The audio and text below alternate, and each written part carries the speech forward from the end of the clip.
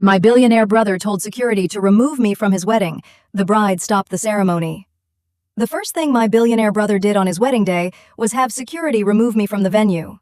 The second thing his bride did was stop the entire ceremony, and the reason she stopped it had nothing to do with jealousy, family drama, or some embarrassing argument between siblings. She had discovered something about me, something my brother had spent months making sure she would never know. I was standing near the entrance of a luxury wedding venue when two security guards approached me. Behind them, hundreds of guests were already seated. The floral arrangements alone had probably cost more than my yearly salary.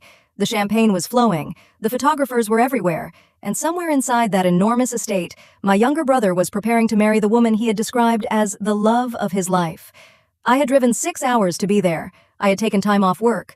I had bought a dress specifically for the wedding, and I had brought a small gift for the bride. I never got to give it to her. One of the security guards politely told me that I needed to leave. I thought there had been some kind of mistake. Then I saw my brother standing at the top of the staircase. He was wearing his wedding suit. He had one hand in his pocket, and he was looking directly at me. He didn't look surprised. He looked satisfied. That was when I understood. This wasn't a mistake. He had ordered them to remove me, in front of his guests, on his wedding day. My name is Olivia. I'm 35 years old. My brother Ethan is 32, and when we were children, nobody would have predicted that he would become a billionaire. Our parents certainly didn't. We grew up in a modest suburban neighborhood. Our father repaired commercial equipment. Our mother worked as a school administrator. We weren't poor, but we weren't wealthy either. We shared everything. Sometimes that meant sharing a bedroom. Sometimes it meant sharing one computer. And sometimes it meant watching Ethan receive opportunities that I didn't understand why he was getting. Even as children, there was a difference between us. Ethan was charismatic. People liked him immediately. Teachers remembered him. Neighbors invited him places. Adults constantly told my parents that Ethan was special. I was quieter. I got good grades. I worked hard.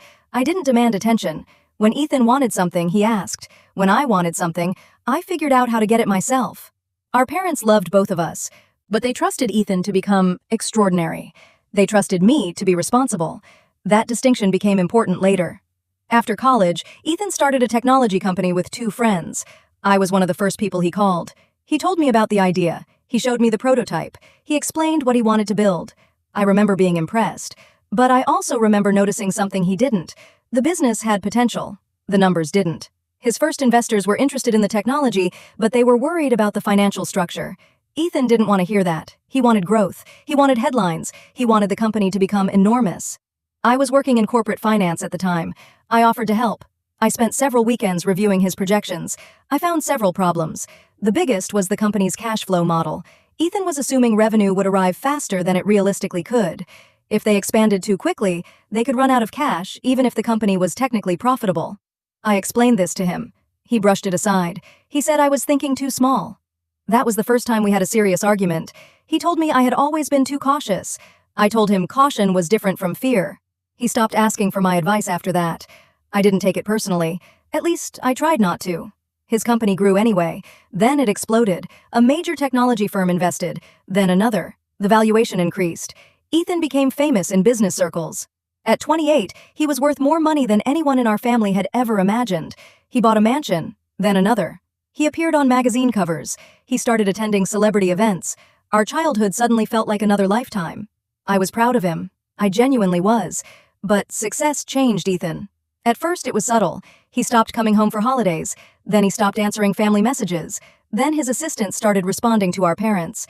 When our father had surgery, Ethan sent flowers instead of coming home. When our mother turned 60, he gave her an expensive car but spent less than an hour with her. He seemed to believe that money could replace time. My parents accepted it. They told themselves he was busy. I didn't. But I didn't say much. I had learned that criticizing Ethan only created arguments. Then Ethan met Sophia. Everything changed again. Sophia was beautiful. Not just physically. She was intelligent, calm, and unusually observant. The first time I met her, I immediately liked her. She didn't seem impressed by Ethan's money. She asked questions about his company. She wanted to know what he was like before becoming wealthy. She laughed at stories from our childhood, and she listened. That mattered. Because Ethan had become surrounded by people who wanted something from him. Sophia seemed different. I was genuinely happy when they got engaged. Then Ethan called me. He wanted to discuss the wedding. I assumed he wanted help with the guest list. Instead, he told me something that made my stomach drop. He didn't want me there. At first, I thought he was joking. He wasn't. He He said Sophia had become uncomfortable around me. I asked why. He gave vague answers. He said I was too negative, too judgmental, too involved. He said I didn't understand boundaries. I couldn't understand what he was talking about. I had barely spoken to Sophia since their engagement. I had never criticized their relationship. I had never asked about money. I had never tried to interfere. I asked Ethan whether Sophia had actually said she didn't want me at the wedding. He said she didn't have to say it directly. That was strange. Very strange. I told him I wasn't going to fight with him.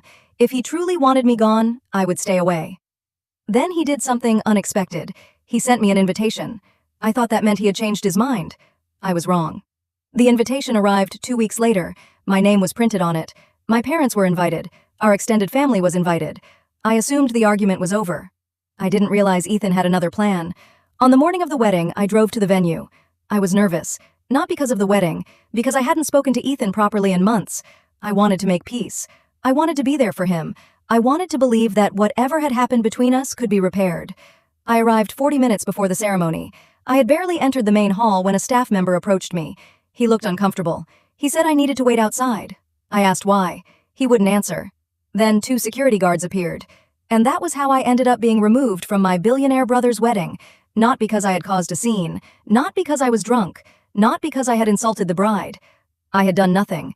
I was simply standing there. And Ethan had decided that humiliating me in front of everyone was worth it. I looked up at him. He didn't come downstairs. He didn't explain. He just watched. I felt something inside me break. Not because I wanted to attend his wedding, because I finally understood that my brother didn't want a relationship with me. He wanted control over the story. He wanted everyone to believe that I was the problem. I left. I got into my car. And I cried for the first time in years because of Ethan. I drove almost 20 minutes before my phone started ringing. It was my mother. I didn't answer. Then my father called. Then my mother again. Finally, I answered. My mother was panicking. She told me to turn around. I thought she was asking me to come back because she wanted to fix the situation. She wasn't. She told me the ceremony had stopped. I asked why. She said Sophia had discovered something about me. I immediately thought of the obvious possibilities. Maybe Ethan had told her something terrible. Maybe someone had shown her an old message. Maybe he had convinced her that I hated her. Then my mother said something that made absolutely no sense. Sophia had demanded to know why nobody had told her the truth about the company. I didn't understand. I asked what she meant. My mother said she didn't know. Then my father called me from another phone. He told me Sophia had stopped the ceremony after receiving a document with my name on it. That was when I realized this was much bigger than a family argument. I turned the car around. When I arrived back at the venue, the atmosphere had completely changed.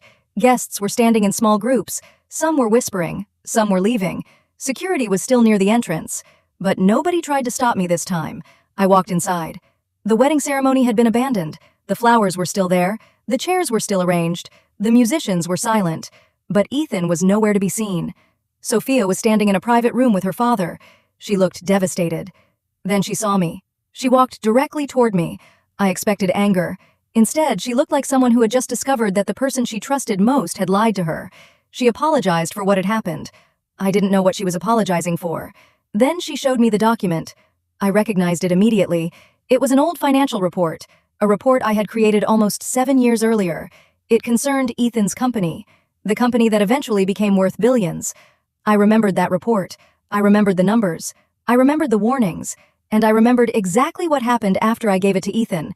He ignored it. Or at least, that's what I had believed. Sophia told me that Ethan had used the report years later to convince investors that the company was financially stable. But the report had been altered. My name was still attached to it. My signature was still on the final page. But the numbers had been changed. Someone had taken my original analysis and modified the financial projections. The altered version made the company appear significantly more profitable. It made the risks almost disappear. And it made Ethan look like a genius. I stared at the document. I knew immediately that I hadn't created it. Sophia asked me whether I had changed the numbers. I told her no. She asked whether I had ever approved those projections. Again, no. Then she showed me the original file. My original file. The one I had created 7 years earlier. The numbers were completely different. The risks were clearly listed. The warnings were there. And the final recommendation was simple. Do not expand until the company had stabilized its cash flow. Ethan had ignored that advice, but someone had taken my work and rewritten history. I finally understood why Ethan wanted me removed from the wedding. It wasn't because Sophia disliked me. It was because she had started asking questions, and Ethan knew I could answer them. The company had been built partly on financial information that had been manipulated, and my name was attached to the original work. If Sophia discovered the truth, she would realize that Ethan had been lying to her. But there was something even worse. The altered report had been used in a financing round. Millions of dollars had been raised using those numbers. If the investors had been given misleading financial information, that could become a legal disaster. I looked at Sophia. She told me she had only discovered the documents that morning. She had been reviewing some old company records because she was preparing to sign a marital agreement. She had noticed inconsistencies. She asked Ethan about them. He became defensive. Then she found the original file, and when she realized that my name was attached to the report, she asked him about me. That was when Ethan told her I had always been jealous of him.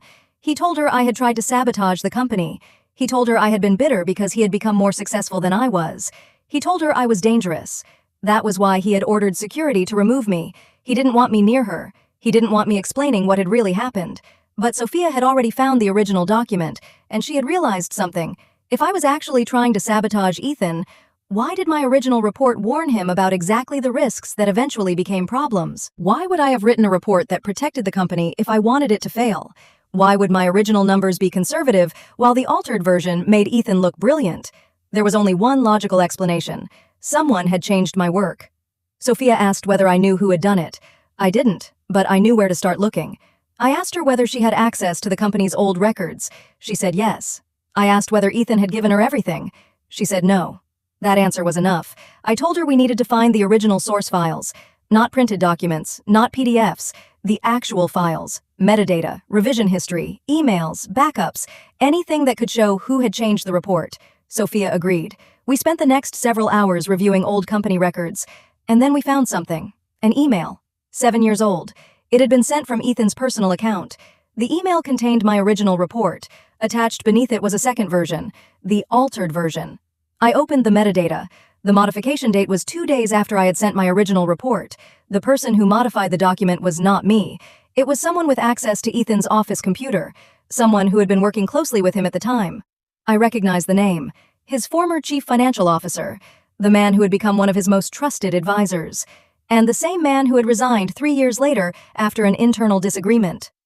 I remembered Ethan telling everyone that the CFO had betrayed him. Now I wasn't so sure. We searched further.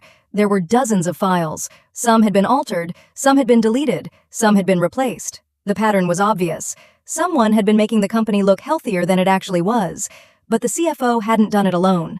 There were approvals, emails, meeting notes, and then we found something that changed the entire story. Ethan knew. Not only had he known about the altered financial reports, he had approved them.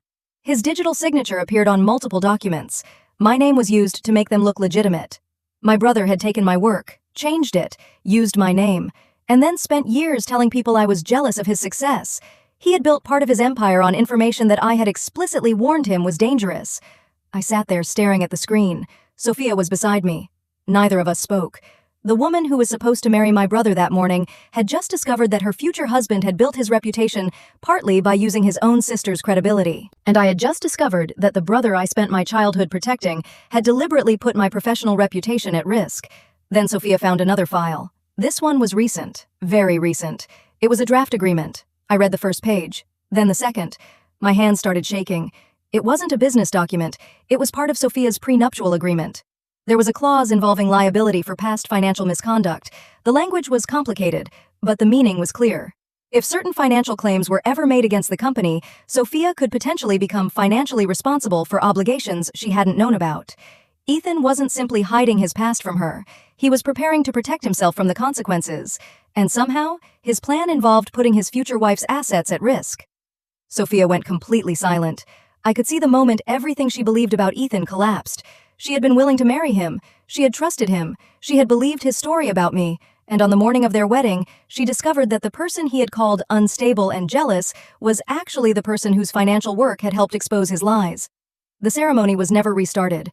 Sophia called off the wedding. Not dramatically, not with screaming. She simply refused to walk down the aisle. The guests eventually left. The flowers were removed. The musicians packed their instruments. The enormous wedding cake remained untouched. Millions of dollars had been spent on a wedding that lasted less than an hour. But money wasn't what mattered anymore. Ethan had lost something far more valuable: Sophia's trust. And this time, money couldn't buy it back. I thought that would be the end. It wasn't. Because Ethan knew the documents existed, and he knew I had seen them. That night, my phone received a message from an unknown number. It contained only one sentence. "Stop digging into things that don't concern you." I stared at the screen. I didn't respond. Instead, I forwarded it to my attorney. Then I backed up every document Sophia had given me. I didn't know what Ethan would do next, but I knew something now. He had spent years building a perfect image. Billionaire entrepreneur, brilliant businessman, successful son, loyal brother, perfect fiancé. And I had just watched that image collapse in a single morning. The strangest part was that I hadn't planned any of it. I hadn't exposed him. I hadn't confronted him. I hadn't ruined his wedding. He had done that himself.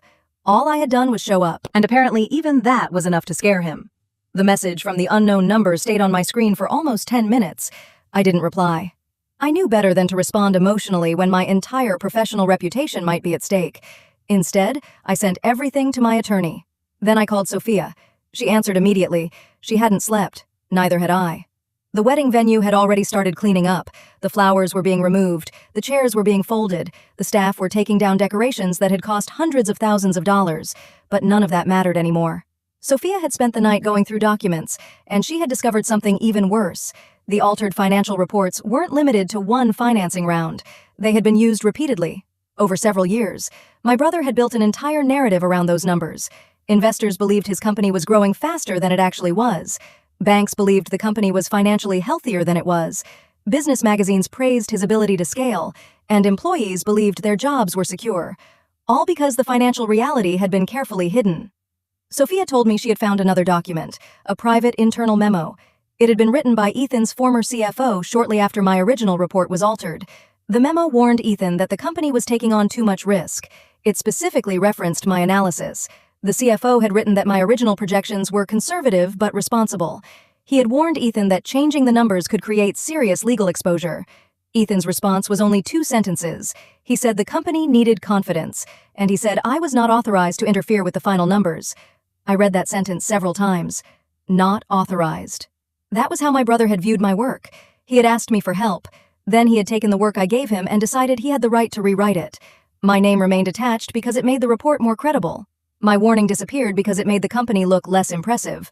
I suddenly understood why Ethan had been so determined to keep Sophia away from me. He wasn't afraid that I would insult him. He was afraid I would tell her the truth. The next morning, Sophia and I met with attorneys. Mine, hers, and eventually representatives from several investors. The room was uncomfortable. Everyone wanted answers, but I didn't speculate. I didn't accuse Ethan of things we couldn't prove. I presented the original documents, the metadata, the emails, the revision history, the financial reports, the communications. The evidence was enough. One investor asked me whether I had known about the altered reports before that morning. I told him the truth. No. I had believed my brother had simply ignored my advice. I had never imagined he had changed my work and used my name. That answer seemed to matter, because it established something important. I wasn't part of the deception. I was one of the people whose credibility had been misused. Then the room became even more tense. One of Ethan's former executives arrived. He had been silent for years. He had left the company after a dispute with Ethan. Until that day, everyone had assumed he left because of personal reasons. He brought documents, lots of them, emails, meeting notes, internal messages, and one recording. He said he had kept copies because he knew one day someone might need to prove what happened. I listened to the recording. Ethan's voice was unmistakable. He was discussing the financial reports. He knew the numbers were being changed. He knew my name was being used. And he knew the company was taking risks that could eventually become impossible to hide. But there was something else in that recording. Ethan wasn't alone. Someone else was in the room. Someone who had been part of his inner circle for years. His business partner. The man who had helped him start the company. The man investors believed was responsible for keeping Ethan grounded. He was discussing the same documents, and he was the one pushing Ethan to make the changes.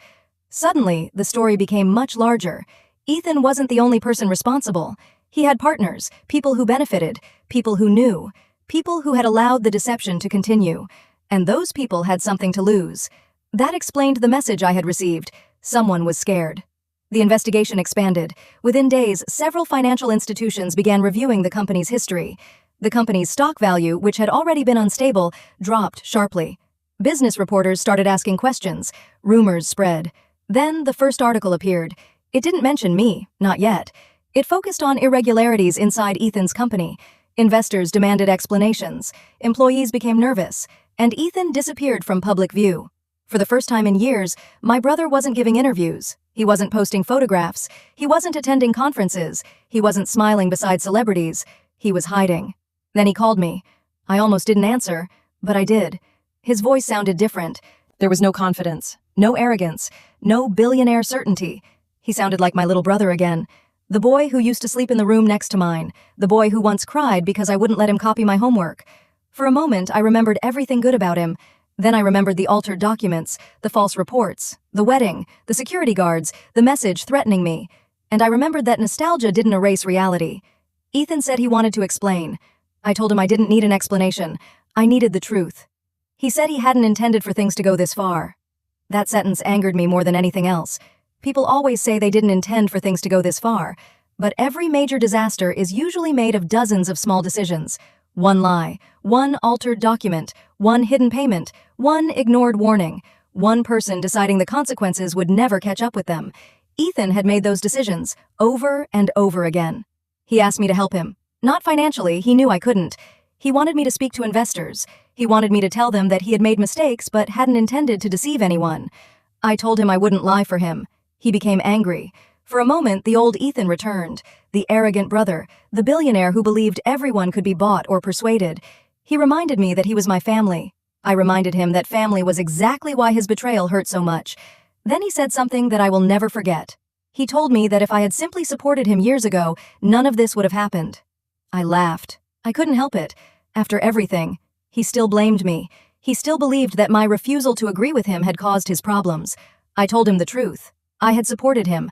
I had spent weekends reviewing his business. I had given him financial advice. I had warned him about the risks. I had tried to help him build something sustainable. He had rejected the advice. Then he had altered the evidence to make himself look right. That wasn't my failure. That was his. He hung up. I thought it was over. It wasn't. 2 days later, Sophia called. She had discovered one final document, a private letter Ethan had written to his attorney before their wedding.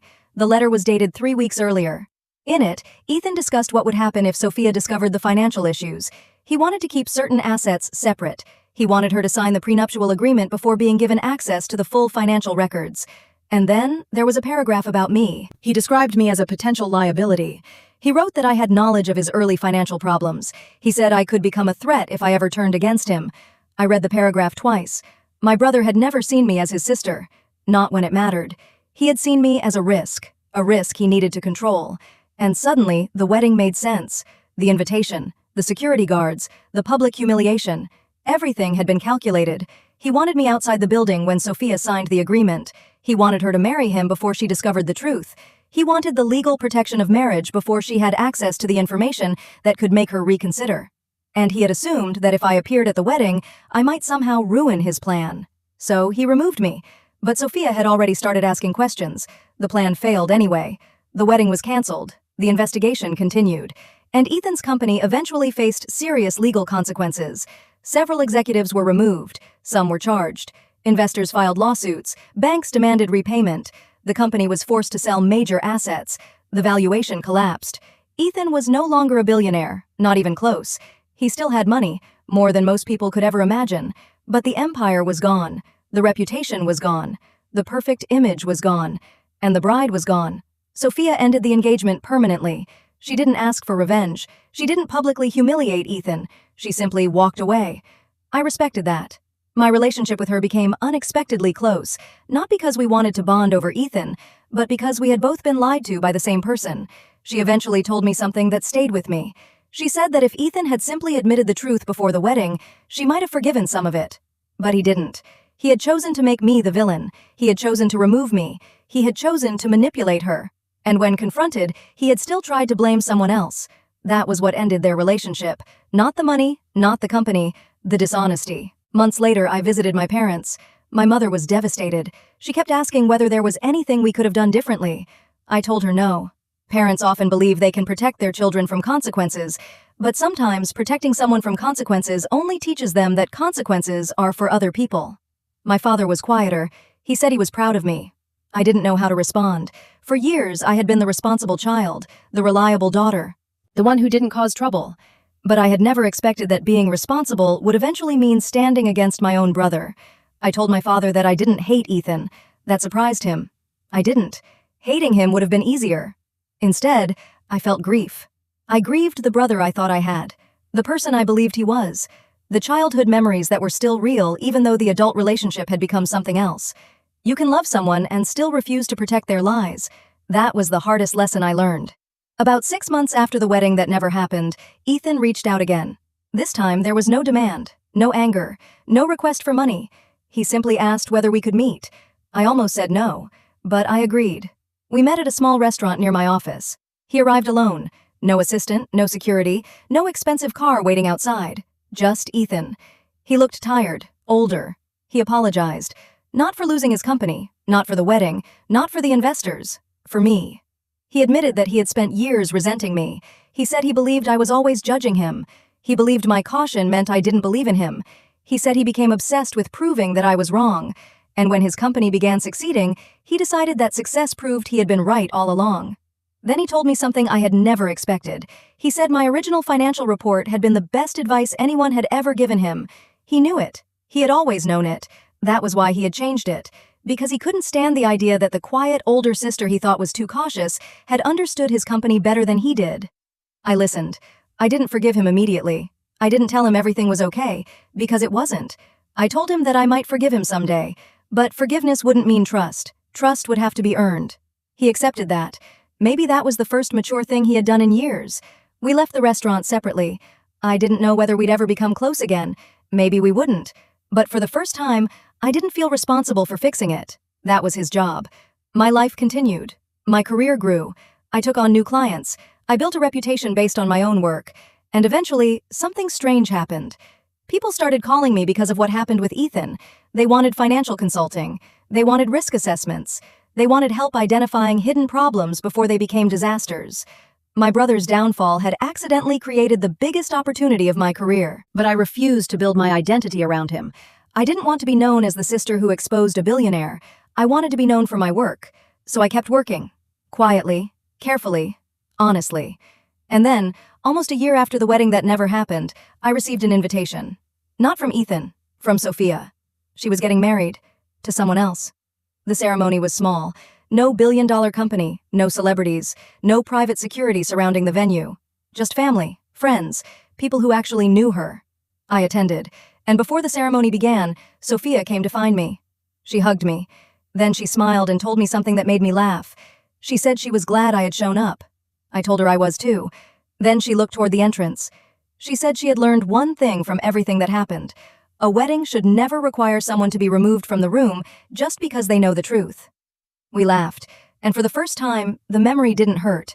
It felt distant, almost like a story that had happened to someone else. I thought about the day Ethan ordered security to remove me. He had believed that keeping me outside would protect his perfect wedding. Instead, it was the moment everything he had hidden finally came to light. He thought I was a threat. He thought my presence could destroy his future. But the truth was much simpler. I wasn't the threat. The truth was. And truth doesn't need an invitation. It doesn't need permission. It doesn't care how much money you have. Eventually, it walks into the room anyway. I used to think losing my brother was the worst thing that could happen to our family. I was wrong. The worst thing was realizing that the brother I trusted had spent years turning me into the villain because he was afraid I knew the truth. He had money, power, influence, a billion-dollar company, and somehow, none of it could protect him from the one thing he feared most, the truth. He ordered security to remove me from his wedding because he thought keeping me outside would save his perfect life. Instead, the bride stopped the ceremony. The company collapsed. His lies were exposed. And the woman he tried to silence became the person who helped uncover everything. I don't know whether Ethan and I will ever be close again. Maybe we won't. But I've finally stopped blaming myself for that. I didn't destroy my brother's wedding. I didn't destroy his company. I didn't destroy his reputation. He did that himself. All I did was refuse to lie for him. And sometimes, the strongest revenge isn't destroying someone who hurt you. It's walking away with your integrity intact, while they finally have to live with the truth.